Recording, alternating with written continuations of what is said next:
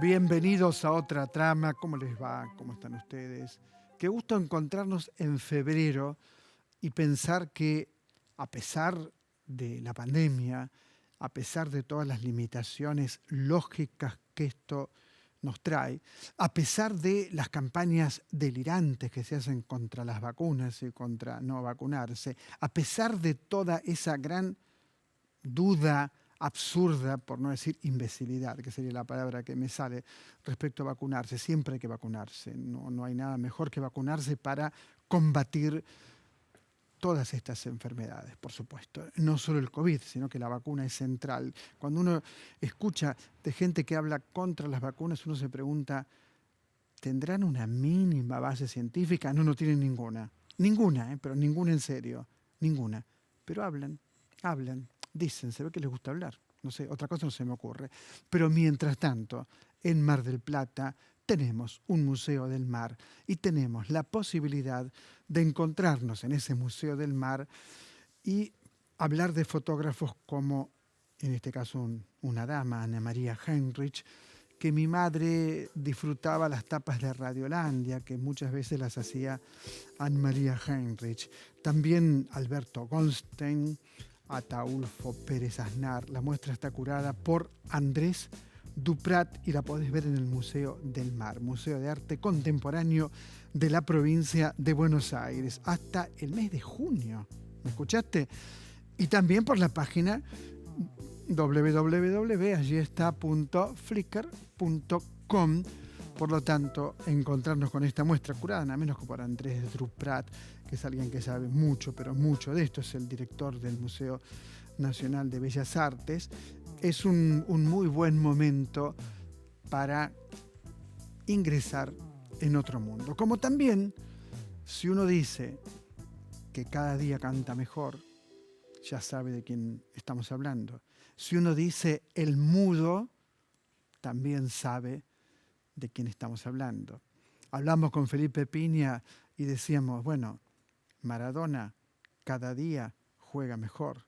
Bueno, algo parecido ocurre con Gardel y era muy necesaria una nueva biografía de Carlos Gardel, muy necesaria. Y el trabajo que ha hecho Felipe Piña, en mi opinión, es un trabajo admirable, con rigor, con sencillez, con transparencia, con claridad, nos permite pensar nuevamente en la figura de Carlos Gardel, que también murió muy, muy joven, que también tuvo una despedida o un velatorio multitudinario. Claro, no era la época del COVID, pero fue verdaderamente multitudinario. Basta con ver las fotos, basta con ver los registros fílmicos. Entonces, recibimos ahora en otra trama, ponemos al aire, mejor dicho, nuevamente, la nota que le hicimos a Felipe Piña. La vemos. Felipe, Osvaldo Quiroga te saluda en la televisión pública. ¿Cómo estás, Felipe? ¿Qué tal, Osvaldo? ¿Cómo estás? Un gusto Bueno, nuevamente. yo decía que lo sentía muy cerca a Carlos Gardel. Decía en broma, ¿no? Que parecía que me cantara. Y cuando veo todo el recorrido que hace tu biografía, nos permite encontrarnos con Gardel y nos permite encontrarnos con una época. Contanos. Sí, con una época, con un contexto, a mí me parecía muy interesante contar la historia argentina a través de Gardel también, ¿no? ¿Qué le pasó? ¿Qué pasaba en el mundo? ¿Qué pasaba en la Argentina? ¿Qué pasaba con la política, con la literatura, con el arte, ¿no? Así que el libro tiene mucho de eso, mucho contexto, ¿no? De qué Fíjate que pasaba con el fútbol. Todas esas cosas que lo atravesaron Gardel, ¿no? Fíjate que tu libro empieza con el accidente, después esto continúa en el último capítulo, pero a partir de ese final que sería el principio, nos encontramos con Berta, ¿no es cierto? Con la madre, con la llegada Sí. a la Argentina, ya Gardel con 2 años, y toda la historia tan central de este personaje, con algunas cosas que me sorprendieron mucho, realmente mucho. Por ejemplo, encontrarme que estuvo cerca de Carlitos Chaplin. Sí. Contanos algo sobre esto, digo. Sí, la historia de Berta es una historia muy triste, la historia de una mujer abandonada, embarazada, algo muy común en aquel momento, y bueno, la decisión de irse lo más lejos que pueda, ¿no? De abandonar Francia y su ciudad natal, Toulouse, donde estaba siendo juzgada, maltratada, y por eso viene a la Argentina, y por eso esa frase tan hermosa de Gardel: yo nací en Buenos Aires a los 2 años y medio, ¿no? Como de su vida realmente comienza acá, donde empieza a vivir esos mundos paralelos que van a influir tanto en su vida, ¿no? Un chico muy de la calle, del barrio, y va a ir conociendo esa corriente, esa angosta maravillosa, esa corriente de los teatros, de las redacciones de los diarios, y por otro lado el abasto, ¿no? Todo el acervo popular. Así que son dos mundos que conviven en él paralelamente y que le dan una formación muy particular, ¿no? Estuviste en Toulouse, en el lugar donde nació, pero hay una foto con algo así como porteros eléctricos, es decir, es el lugar, pero no Sí. es la casa. La casa, que hoy en día es una serie de departamentos de Airbnb que se alquilan y que le han puesto al portero eléctrico. Se usa mucho en Europa poner el nombre de la familia que vive en el lugar, y le han puesto a cada departamento el nombre de un tango de Gardel, Volver, o River Plate, o cosas vinculadas a Buenos Aires, ¿no es cierto? Así como muy simpáticamente en esa casa, que es la casa que él va a vivir después de nacer, del hospital, donde también hay una linda placa donde dice: aquí nació Carlos Gardel, el cantor de tango más célebre del mundo, algo por el estilo, en el hospital de la Greve, donde él nace, que era un hospital para chicas de madres solteras, y ahí en los documentos uno puede encontrar que muchas abandonaban a sus hijos que no los podían mantener o por lo propio que significaba, y Berta tiene la valentía entonces de asumir su maternidad. Además lo pone por escrito, ¿no? Ahí se veía recién la placa en el hospital, Ujú, efectivamente, ujú, cuando estuve en Toulouse. ujú. Hay un pedido de Carlos Gardel en tu libro donde aparentemente él desaparece 6 años y se va a Montevideo. ¿Fue así? Sí, sí, así es. En parte Montevideo, en parte fuera de los lugares que solía frecuentar, unos 6 años de soledad, que es difícil de rastrear porque por supuesto no era una persona pública, entonces no tiene cómo seguir a un don nadie, no hay registros periodísticos ni nada de esos momentos, porque era un chico que nadie lo conocía. Seguramente estuvo en Montevideo, hay registros que estuvo por el Abasto, ¿no? Un distanciamiento con su madre que no terminamos de advertir a qué se debió, y que después se produce ese reencuentro en torno al año 10, digamos, un reencuentro para siempre, un reencuentro que Berta agradece mucho y que ya lo daba como perdido, estaba muy triste, ¿no? Y ahí retoman esa ceremonia que ella decía del beso tolosano, ¿no? Que era el beso de las buenas noches, el beso de Toulouse, le decían ellos, y una relación muy amorosa hasta el final de la vida de Carlos, ¿no? Muy Ujú, cercana a su madre, ¿no? ujú. ¿En qué momento, yo te pregunto para que la gente se acerque a tu libro, que insisto en que me pareció excelente, ¿en qué momento Carlos Gardel se convierte en Carlos Gardel verdaderamente? Aproximadamente en torno al año 14, 15, en una gira con Razzano, él ya cambia el nombre de Gardés por Gardel, probablemente inspirado en el nombre de un escritor llamado Sánchez Gardel, que había escrito una obra muy Los, exitosa llamada Los los Mirasoles, Mirasoles, los y a él Mirasoles. le sonaba, sí, le sonaba más musical, ¿no? Gardel que Gardés, que era como un freno, así como más seco, y entonces por eso adopta el nombre de Gardel, y a partir de entonces era Carlitos Gardel, y ya no tanto ya Romuald Gardés, ¿no? Como era su Ujú. verdadero nombre. ¿Cómo fue esta historia con Carlitos Chaplin que tanto me impresionó a mí que Carlitos Chaplin escribiera después que Carlos muere, ¿no? ¿Cómo fue esto? Fue un encuentro en Niza, en el casino de Niza, el Hotel Casino de Niza, donde Carlos le pregunta mucho a Chaplin sobre el mercado cinematográfico norteamericano, porque estaba por justamente llegar a Nueva York a filmar, y le da una cantidad de consejos muy interesantes. Gardel le confiesa su profunda admiración, nace una amistad muy linda que también tiene que ver con que Chaplin le da contactos en Estados Unidos, y después del accidente, Chaplin efectivamente tiene unas declaraciones de Gardel, esa calidad musical, Dice, los sudamericanos pierden un enorme artista, ¿no? Quizá el más grande cuando se entera de la muerte, Ujú. porque aparte Carlos esa noche le canta, hace como un mini recital para él, así que ahí conoce esta calidad maravillosa, ¿no? Que tenía Carlitos de Mira esa vos. canción, esa lección de repertorio, ¿no? Que también va a tener con otros grandes, ¿no? Como García Lorca, por ejemplo, ese encuentro con García Lorca que es maravilloso, ¿no? En su casa ¿Cómo de fue el Jean Lloré. encuentro? ¿Cómo fue el encuentro con García Lorca en Jean Lloré?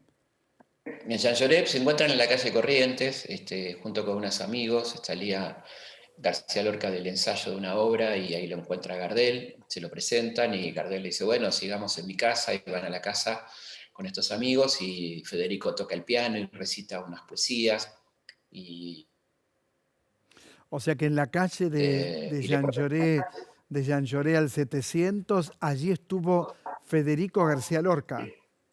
exactamente, ahí estuvo Federico con Gardel, quedó muy, muy impresionado.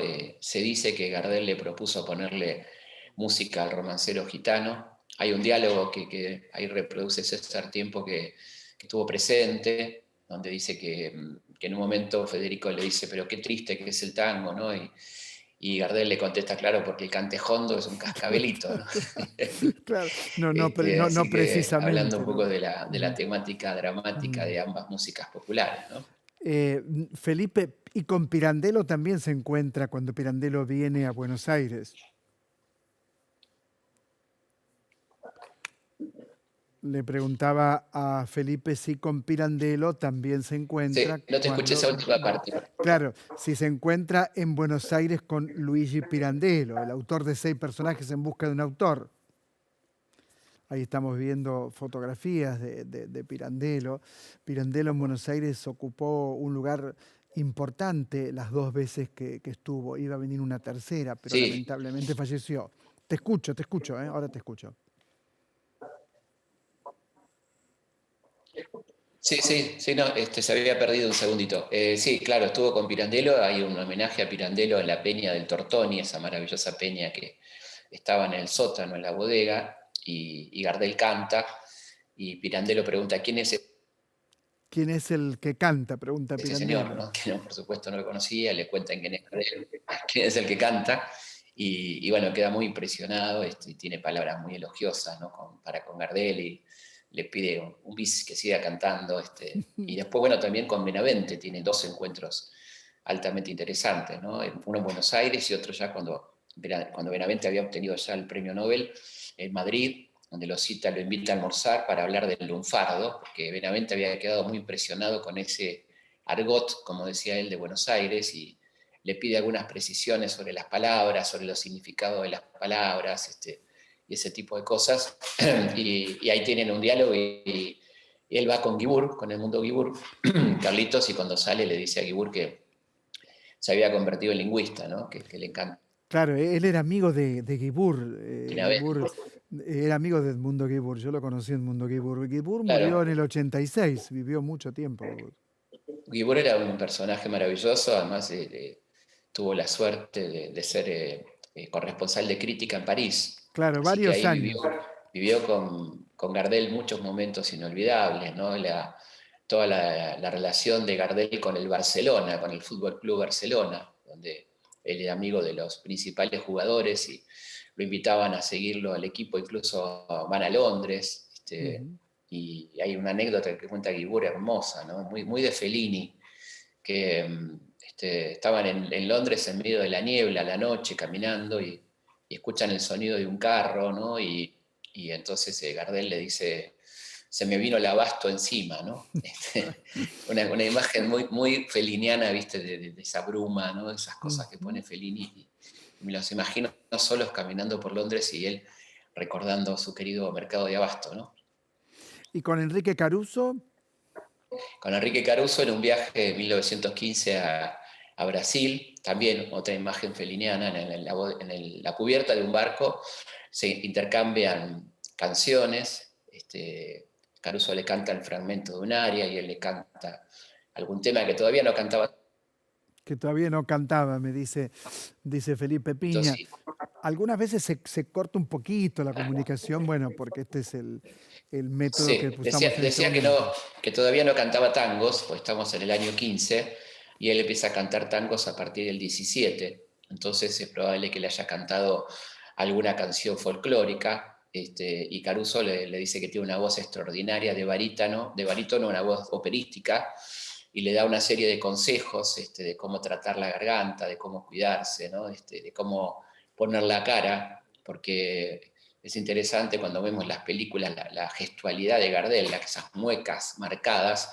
que tienen mucho que ver con lo lírico, ¿no? De cómo colocan la garganta, la voz, los cantantes, para que el sonido salga mejor, como también esto ocurre con la N y la R, que tanto dio para hablar y que no tenía que ver con un defecto sonoro de Gardel, sino que él lo hacía a propósito para darle más sonoridad a Mm. algunas partes de sus canciones, ¿no? Algo increíble es el encuentro con Piazzolla. Piazzolla era un nene, ¿no es cierto? Piazzolla era un nene Tal cual.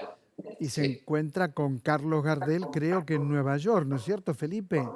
Sí, tal cual. Se encuentra casualmente porque él tenía un arreglador que era Terek Tucci, que era un argentino que vivía en Nueva York, y entonces lo invita a conocer una familia argentina, que eran los Piazzolla, un peluquero que tenía una familia que tenía un chiquito, y van a comer. Lo seduce a Carlos fundamentalmente el menú, que era pasta con albóndiga, y allí va Carlos y lo conoce este chiquito de 13 años, Astor, que tocaba el bandoneón. Y Gardel le dice que toca el bandoneón como un gallego, pero que ya va a aprender. Y bueno, y ahí tocan, hay un dúo, cantan un rato, Gardel y Piazzolla, se hacen muy amigos. Piazzolla lo acompaña por Nueva York a hacer compras, le hace un poco de intérprete, y él lo hace participar de la película El día que me quieras. Aparece como canillita, como un vendedor de diarios, unos segundos, ahí lo vemos a Astor muy jovencito, un niño, y después, bueno, lo invita a la última gira, a la gira por Latinoamérica, a la que afortunadamente Astor no va, y que no va porque sus padres no lo dejan, es menor, ¿no es cierto? Ujú. Y era una carta muy linda que le escribe Astor a Carlitos, en un aniversario de su muerte.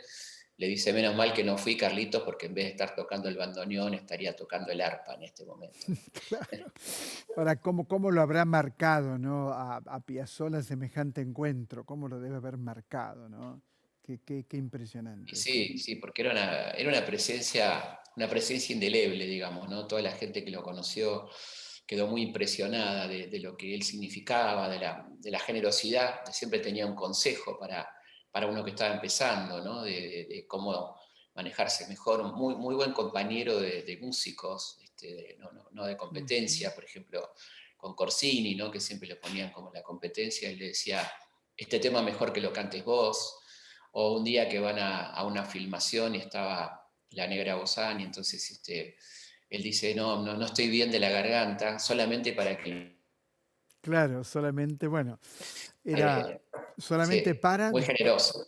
solamente para, me dijiste, porque se cortó un poquito, solamente Para para. que, para que, los, para que los críticos escuchen cantar a Sofía. Él dice que está mal de la garganta y dice, cantalo vos, negrita, y ella canta, y los críticos quedan maravillados y de esa manera conocen a ella que estaba filmando con él en ese momento, ¿no es cierto? Felipe Piña, como siempre, un abrazo. Aquí tenemos el libro con una foto de un Gardel muy alegre en la tapa.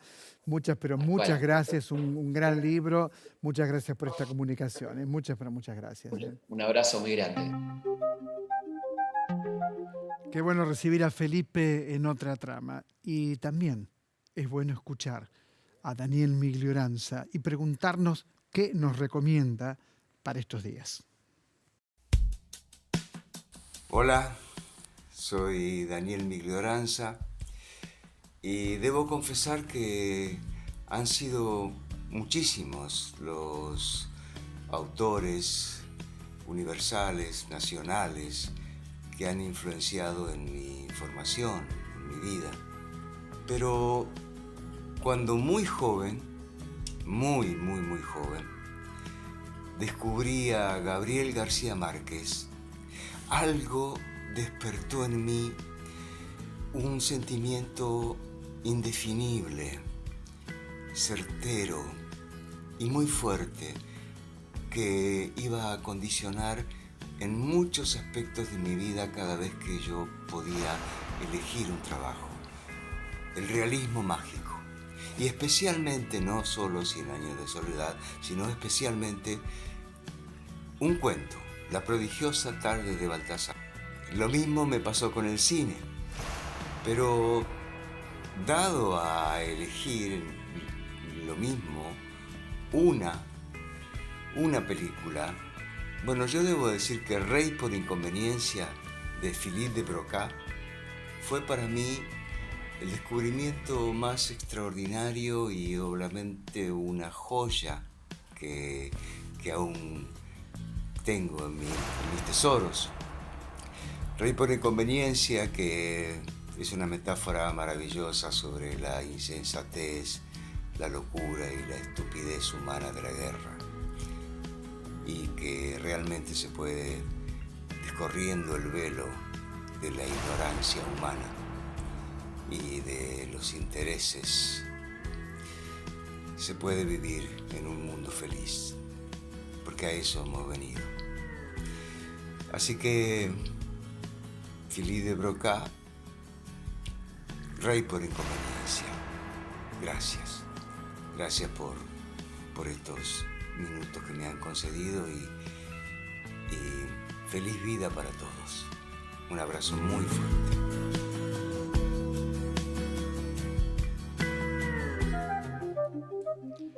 ¿Qué tema el del periodismo en este momento en el mundo? Ni hablar en nuestro país. Uno se pregunta si alguna vez estuvo peor el periodismo que en este momento, inventando noticias, trabajando de manera absolutamente ligada con los intereses monopólicos de los grandes medios que tienen, por supuesto, unidades de negocios muy importantes. ¿Dónde quedó la información? ¿Dónde quedó la información?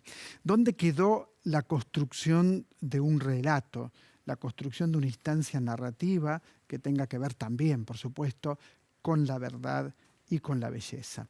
Bien, el colega Reinaldo Sitecase tuvo una idea para mí estupenda, que es convocar a algunos periodistas que admiro, otros que no admiro tanto, para este libro. Martín Caparrós, María O'Donnell, Cristiana Alarcón, Graciela Momchowski, que es una abogada importantísima, además de haber trabajado en periodismo, Leila Guerriero. Y el resultado es un libro con propuestas, algunas propuestas muy, muy valiosas para pensar otra vez la profesión. Profesión que amo desde los 19 años, es decir, desde la época de Sarmiento, más o menos. O sea, profesión que quiero enormemente, profesión que me dio todo en la vida, pero que reconozco que cuando veo que las fake news tienen un lugar en el periodismo, siento vergüenza. Verdaderamente siento vergüenza. Cuando veo que la ultraderecha se permite decir cualquier cosa en los grandes diarios, me quedo mudo, porque la idea de libertad de expresión tiene que ir siempre acompañada de la idea de responsabilidad. No hay libertad sin responsabilidad.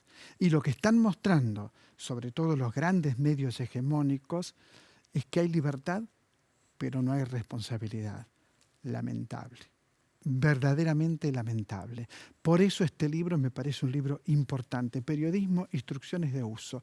Ojalá lo lean muchos colegas y ojalá también lo pueda leer el público en general, porque de esa manera seguramente hay diarios que van a dejar de leerse, hay radios que van a dejar de escucharse y se va a pensar que el periodismo es otra cosa, que el periodismo no es un show para que cualquiera diga cualquier estupidez y haya un conjunto de personas que aplauden a ver quién dice más estupideces y cómo esas estupideces no tienen ningún valor más que el de alborotar, confundir, crear incertidumbre, atacar, cuestionar, y que detrás de eso, señores, están los intereses de los grandes conglomerados de negocios que sostienen a los diarios económicos. Lamentable, verdaderamente lamentable. Por eso es muy importante la rebelión. Es muy importante la rebelión. Y a través de la performance, ha habido rebeliones muy, muy importantes dentro de la sociedad civil. De eso se trata el libro de Marcela Fuentes. Vamos a compartir ahora la nota con ella El título es Activismos Tecnopolíticos. Significa que ya no tenemos la idea de la reacción inmediata a través de partidos políticos únicamente o a través de una protesta convencional. La protesta ha tomado en todas partes del mundo la idea de una performance que opera sobre la realidad y ha operado y muy, muy bien. Yo creo que en esa bienvenida ley sobre el aborto que se promulgó no hace tanto tiempo, la performance o las performances en distintas partes del mundo han ocupado un lugar central. Porque la rebelión, la revuelta es imprescindible para ampliar derechos. Es así. Revueltas pacíficas, rebeliones inteligentes, incluso diría creativa. Vemos la nota. Hola Marcela, ¿cómo estás? Osvaldo Quiroga te saluda desde la Argentina y vos estás en Los Ángeles. ¿Qué tal? Hola Osvaldo, un gusto estar con vos hoy justamente y muchas gracias por leer mi libro y por dar este espacio para promoverlo. Marcela, contame cómo nace y cómo crece el libro, este concepto de constelaciones de performance, este concepto de crear otros mundos, ¿no? Y a la vez de rebelión que hay en todo lo que analizas en el libro. Contanos. Este libro, yo empecé mis estudios de performance en el año 2001. Es un año clave para nosotros en Argentina y también para Estados Unidos. Entonces, cuando llegué a Estados Unidos a estudiar estudios de performance, estaba atraída justamente por lo que decías del valor de la performance, de la presencia de los cuerpos desnudos, todo lo que habíamos aprendido en nuestro país después de la dictadura, la organización negra, Cemento, los espacios de interdisciplinaridad. Fui por eso atraída a los estudios de performance, pero en Estados Unidos lo que más me interesó justamente al final de la década de los 90 eran todas estas experimentaciones de artistas con respecto a la Internet, ¿no? Que se hablaba como de un espacio democrático, pero que ya se veía como cooptado por corporaciones, instancias de vigilancia.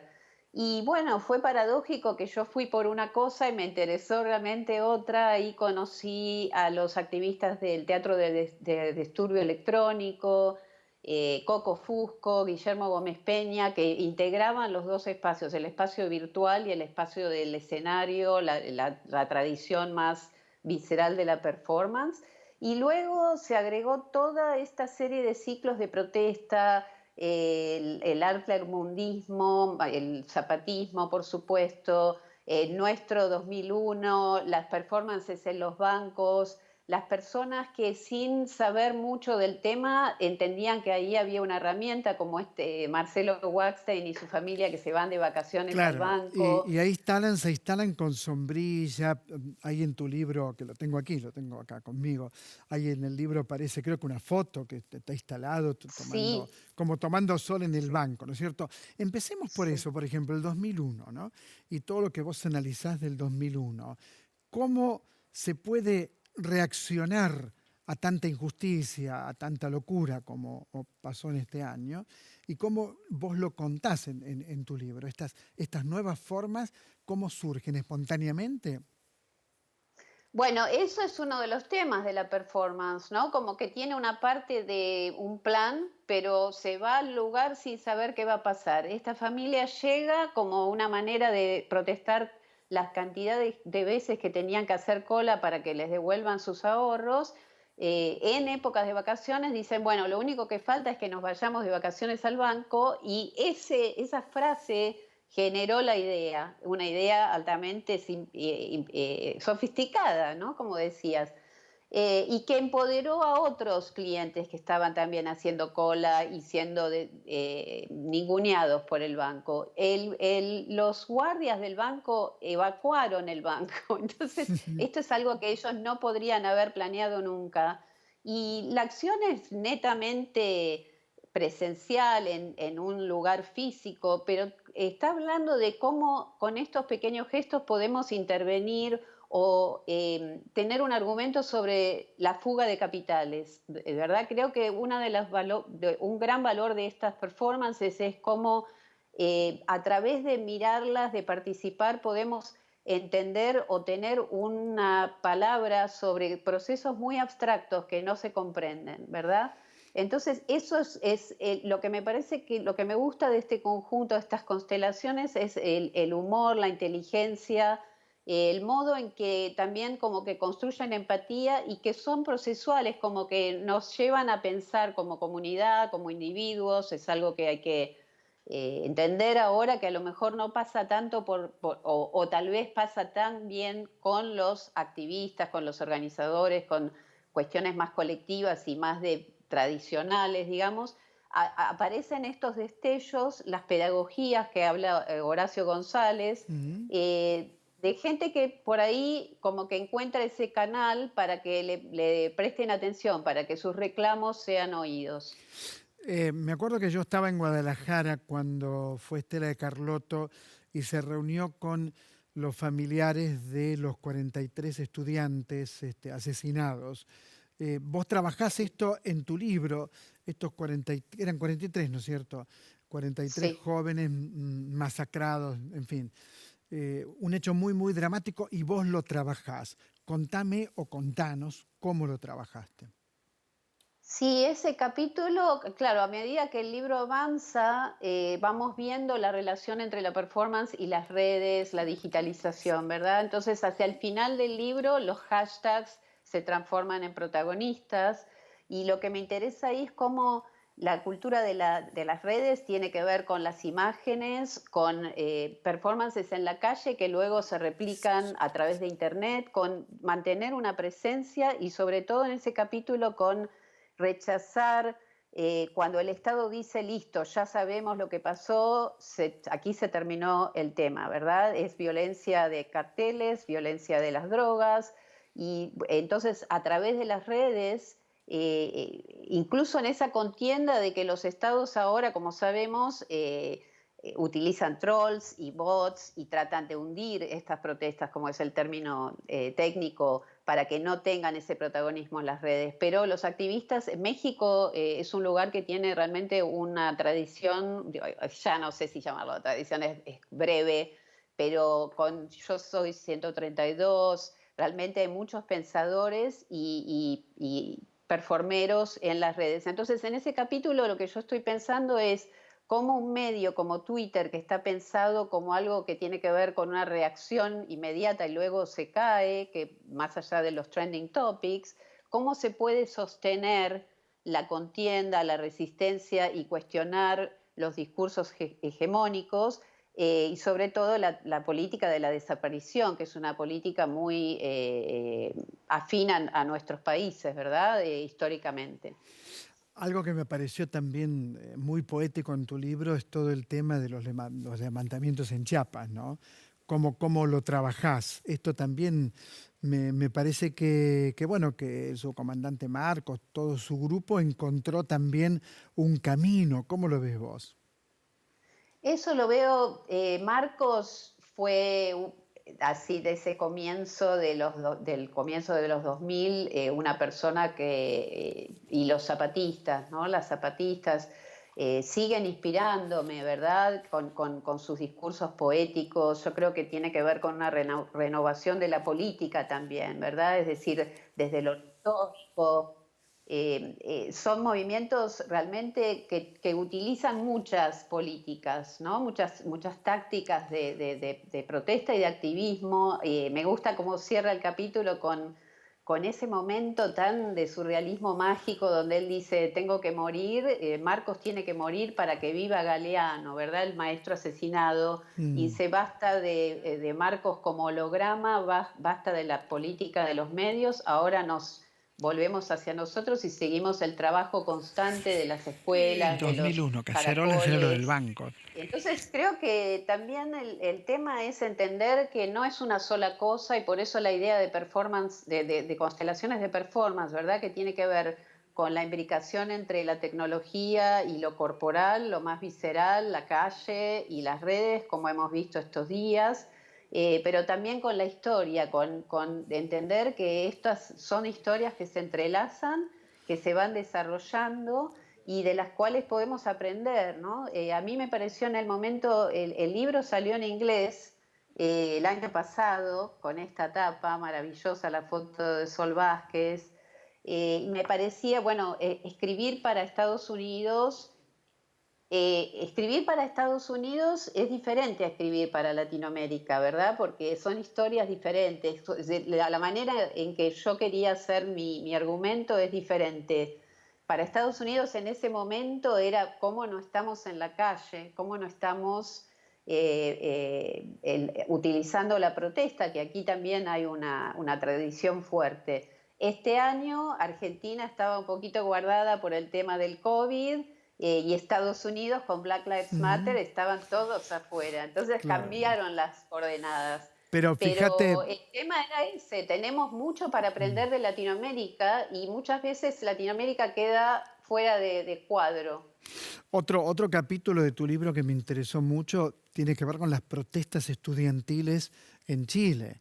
Me parece que allí también, ¿no?, la gente joven con enorme creatividad y con performance, con este término que para mí es una creación tuya, constelaciones de performance, tiene una manera de rebelarse y de oponerse muy, muy rica.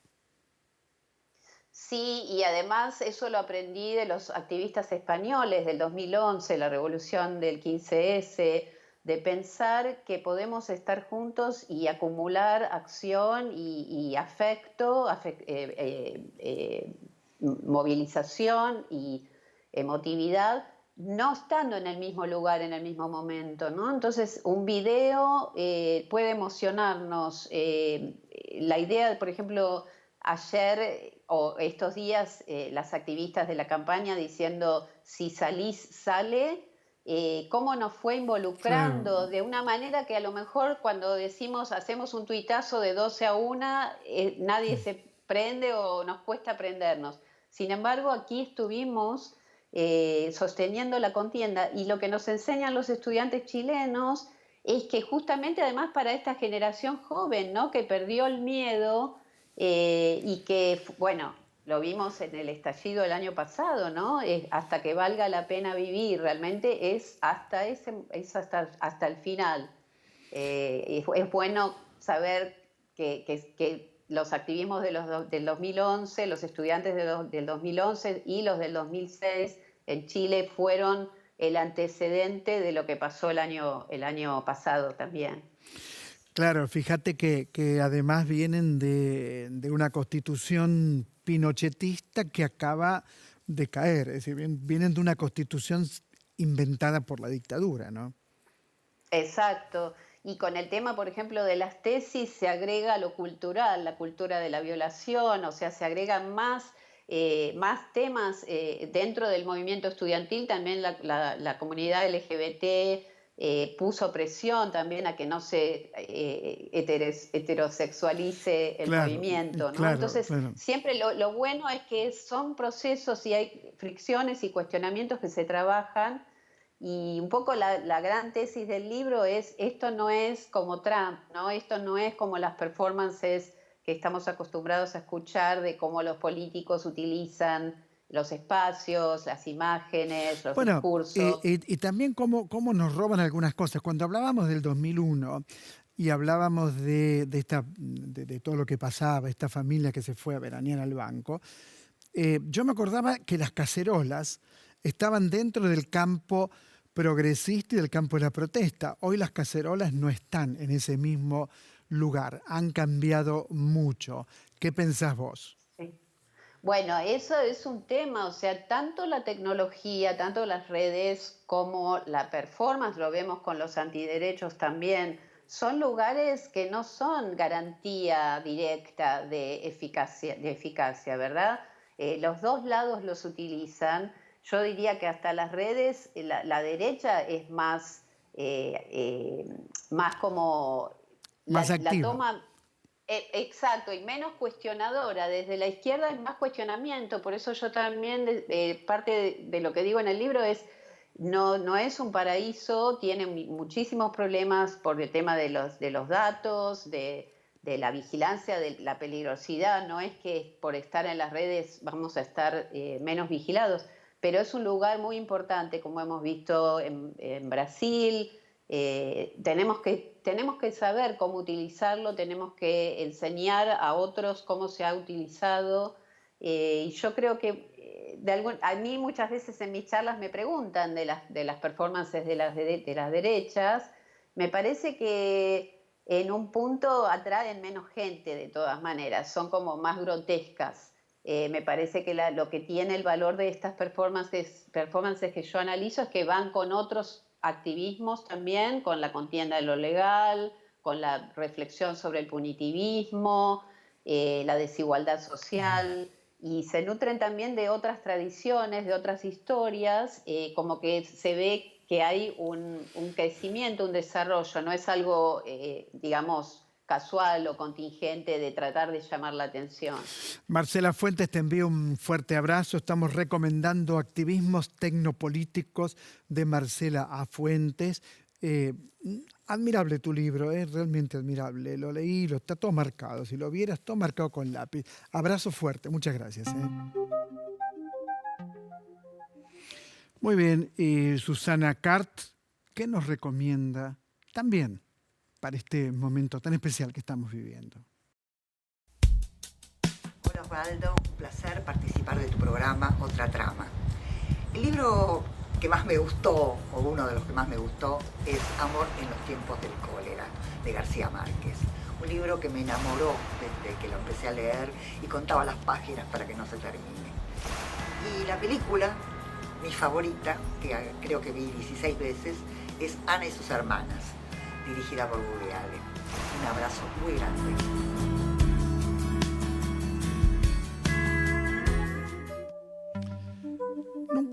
Nunca entendí por qué el fracaso tiene mala prensa. El fracaso es también una oportunidad. Vivimos fracasando. ¿Por qué pensar que, por ejemplo, si tuviste una pareja que duró X tiempo y disfrutaste esa pareja y la pasaste muy bien, ¿por qué pensar que cuando se rompe ese vínculo fracasé? No fracasaste. Había un texto maravilloso de Macedonio Fernández que decía: amor se fue, mientras duró, de todo hizo placer. Cuando se fue, nada quedó que no doliera. Pero ese nada quedó que no doliera supone también un nuevo comienzo. Y la vida es eso. No quiero ser el pastor, por favor, a ver si caigo en un evangelismo ridículo. Pero digo, hagamos también un elogio al fracaso. Hagamos eso. Samuel Beckett lo hacía. Decía, tenemos que volver a fracasar, pero fracasemos mejor, decía Beckett. Esta pequeñísima introducción tiene que ver con una película que se titula Ella se va, es el título de la película, con la maravillosa Catherine Deneuve. ¿Por qué digo, o empecé hablando del fracaso? Pues es una mujer que realiza un viaje por carretera con su nieto después que su relación y su restaurante fracasan. Bueno, cambia la vida y en ese viaje con su nieto encuentra muchas cosas que no imaginaba, que realmente no imaginaba. Entonces dejémonos de joder con que el fracaso es algo tan negativo. El fracaso ocurre, está presente en nuestra vida desde que nacemos. Fracasamos muchas veces, pero también muchas veces nos levantamos y muchas veces reinventamos la vida. Entonces me parece que la película habla de eso y por eso la estoy recomendando. Y además para ver a Catherine Deneuve, francamente, nuevamente, siempre es un placer inmenso verla. Bien, todo esto también tiene que ver con el sentido, es decir, con la revuelta del sentido. Cuando digo la revuelta del sentido, estoy pensando en un crítico que sigo hace tiempo, que es Maximiliano Crespi. Un crítico inteligente, un crítico que retoma algunas de las ideas de la revista Contorno, de David Viñas, Ismael Viñas, una época donde la crítica opinaba, donde la crítica tenía ideología. No era una descripción de un libro como tantas veces leemos ahora que te cuentan la historia. No me cuentes la historia, pensá con la historia, carajo. No me la cuentes, pensá con la historia, crea otra cosa con la historia. algo de esto tiene que ver este encuentro que tuvimos con Maximiliano Crespi y que quiero compartir con ustedes en otra trama. ¿Cómo estás, Maximiliano? ¿Qué tal? Osvaldo Quiroga te saluda. ¿Cómo estás? ¿Qué tal, Osvaldo? ¿Cómo estás? Un placer hablar con vos y ahora en la televisión pública.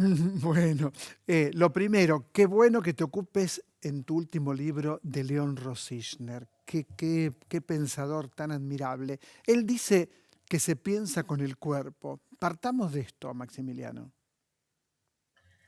Sí, la verdad que es un placer que tuve la posibilidad de poder hacer una investigación en torno a la obra de León Rosichner.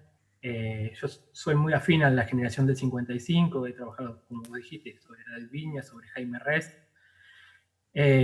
pero León era una deuda pendiente, puesto que yo tengo cierta afinidad con la filosofía, y me parecía que la manera de intervenir la filosofía con relación a la literatura siempre es mucho más sofisticada o menos estandarizada que las formas de intervención que tiene la crítica literaria. Por lo tanto, me aventuré en este ensayo que se llama La Revuelta del Sentido y que editó La Cebra, y que en muchos puntos me hizo muy feliz escribir y retomar después de mucho tiempo la obra de León. El materialismo, digamos, que es el punto en el cual vos te detenés al comienzo, es absolutamente determinante en la obra de León, al punto en que le permite construir una hipótesis sobre el deber ser o sobre las posibilidades de ser de la literatura, ¿no? Y retoma una cuestión que hoy por hoy está un poco desfasada, que es que la posibilidad de que la literatura sea la condición de una revuelta, es decir, la posibilidad de ser una literatura de izquierda o la posibilidad de ser una literatura de la dominación, es decir, una literatura de derecha. Hablas de reciprocidad y hablas de un sensualismo de reciprocidad, perdón, como algo bastante central en el trabajo de León Rosichner. ¿Cómo lo ves? Él practica, sobre todo en lo que es la intervención sobre la literatura, ¿no? Él practica un tipo de lectura que se llama lectura de inmersión, o que yo llamo lectura de inmersión. Es un cuerpo a cuerpo con el texto del otro. Él solía decirlo, bueno, para escribir sobre Perón, me tuve que hacer Perón, ¿no? Entonces hay que hacerse el otro, introducirse dentro de la escritura, dentro de la letra del otro, para empezar a leer lo que dijo y lo que no confesó en lo que estaba diciendo. En ese sentido, la reciprocidad es ponerse en el lugar de la escritura del otro.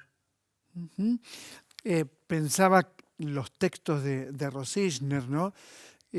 Hay un texto que a mí me había fascinado, que era La cosa y la cruz. Un texto muy potente. ¿Cuál sería para vos el núcleo de la obra de Rosichner? Y la pregunta se completa sobre la actualidad de León en el pensamiento contemporáneo. Son dos preguntas bastante abarcativas y tienen que ver más bien con la configuración de su obra filosófica que con la matriz el recorrido que yo desarrollo en el libro, que es sobre de qué manera en cada momento él retoma, digamos, la manera de absorber los contenidos, los sentidos de la literatura. Desde la literatura podría decir esto, que tiene un principio de intervención de clave estrictamente marxista, más bien relacionada con el joven Marx, y en un segundo momento tiene un punto de vista mucho más spinoziano, y sus efectos son un momento de crítica muy rigurosa, muy corrosiva respecto, por ejemplo, de la obra de Eduardo Mallea, y en la otra punta del arco las posibilidades de una potencia de revuelta que tiene una literatura para él como la de Antonin Artaud, en el sentido en que no solo le permite confrontar con el orden lógico estructurado del patriarcado, ¿no? Padre, patria, patrón, sino que además le permite invertir la lógica de configuración de familiar, ¿no? Esa frase hermosa que retomó también Luis Alberto Spinetta, que es doy a luz a mi madre por primera vez, León la retoma, es una frase de Artaud, por supuesto, para leer las madres paridas por sus hijos en la configuración de lo que es Madres de Plaza de Mayo. Uh-huh. ¿Y un libro como El terror y la gracia? Por supuesto, El terror y la gracia es justamente el lugar donde se inscribe la lectura, digamos, rossegneriana de Artaud, en el sentido en que frente a la lógica estructurada de oclusión de la madre, que es la que propone el cristianismo, él propone una posición un poco más libertaria, si uno quiere, en la idea del autoengendramiento y la relación con la madre en el materialismo ensoñado, ¿no? Que es su última etapa y quizá la más rica y todavía la más novedosa. Maximiliano, repitamos el nombre del libro. El nombre del libro es La Revuelta del Sentido, salió por la editorial La Cebra. Espero que lo puedan leer y que puedan acercarse al pensamiento de León. Un gran abrazo y muchas, pero muchas gracias, Maximiliano. Bueno, yo que soy un perrero de alma, el hombre que entrevistaba, que era yo, no tenía barba, ¿no? Y como perrero digo, es el mismo perro con distinto collar. Es eso, nada más. Terminó el programa, gracias por elegir otra trama y nos reencontramos todo el verano, por supuesto, para hacer otra vez este programa que tanto nos gusta hacer y que nos permite siempre pensar la realidad. Aunque entrevistemos a alguien que ha escrito sobre el siglo XV, estamos de alguna manera siempre pivoteando sobre el presente. Muchas gracias.